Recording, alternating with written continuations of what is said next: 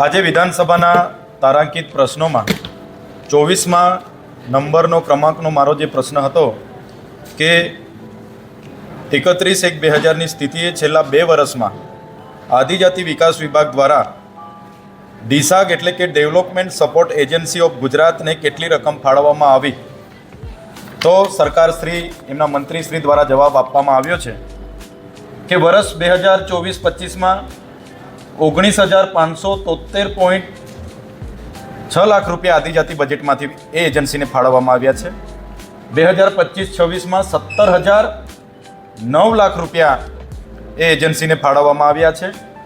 સાથે કેટલા વપરાયેલા છે અને કેટલા વણ વપરાયેલા છે એની માહિતી સન્માન્ય ગૃહમાં મંત્રીશ્રીએ આપી છે કે 18,297.6 લાખ રૂપિયા વપરાયા છે 24-25માં, 1,276 લાખ રૂપિયા વણ વપરાયેલા પડેલા છે।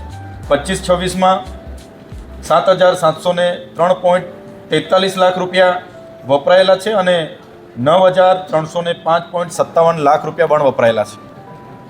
એક બાજુ સરકાર સુદૃઢ વહીવટની વાત કરે છે ત્યારે આદિજાતિઓ માટે ફળવાયેલા બજેટ આપે જોયું હશે કે 2024-25માં 4,373 કરોડની જોગવાઈ કરી હતી, એમાં 3,373 કરોડ વપરાયા હતા અને એમાં પણ આ એજન્સીને કરોડો રૂપિયા આદિજાતિ વિકાસ વિભાગે આપ્યા છે।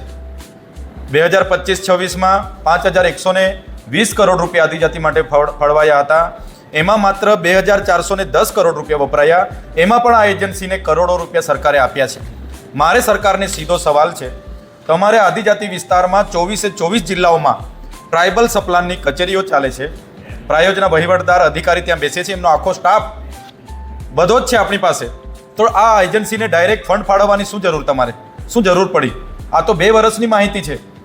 જ્યારથી તમે આ ડીસાક એજન્સીને ફંડ ફાળવો છો એના તો કેટલા કરોડો રૂપિયા હશે।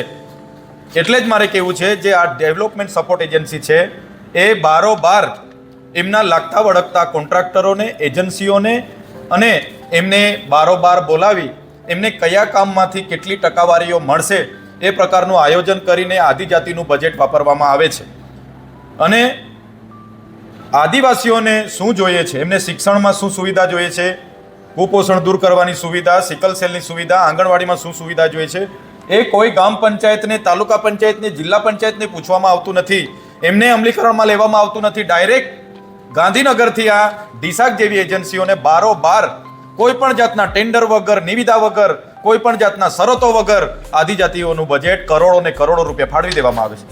કઈ રીતના વિકાસ થશે? એક બાજુ સરકાર નીતિ નિયમો, શરતો, જેમ્સ પોર્ટલોની વાત કરે છે, નવા પોર્ટલોની વાત કરે કે એમાં શરતોને આદિ નિવિદા થવી જોઈએ, ટેન્ડરો થવા જોઈએ, ને આદિજાતિ બજેટમાં તો કોઈ ટેન્ડર થતા નથી। બારોબાર એમની એજન્સીઓને બારોબાર કરોડો રૂપિયાની લાગણી થાય છે। કઈ રીતના આદિવાસીઓનો વિકાસ થશે? મારે આપના માધ્યમથી ગુજરાત સરકારને સ્પષ્ટ કહેવાનું છે કે આ એજન્સીને, ડીસાક એજન્સીને તાત્કાલિક ધોરણેથી બંધ કરી દેવું જોઈએ, એમની કોઈ જરૂર નથી।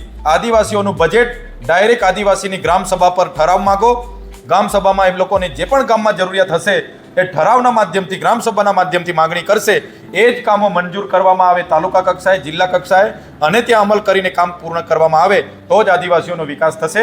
આવી એજન્સીઓને દૂર કરવામાં આવે, ડાયરેક્ટ નિવિદા વગરના જે પણ કામો થયા હોય એની તપાસ કરીને એમના પર કાર્યવાહી કરવા માટે એસઆઈટીની રચના કરવામાં આવે એવી અમે માંગ કરીએ છીએ।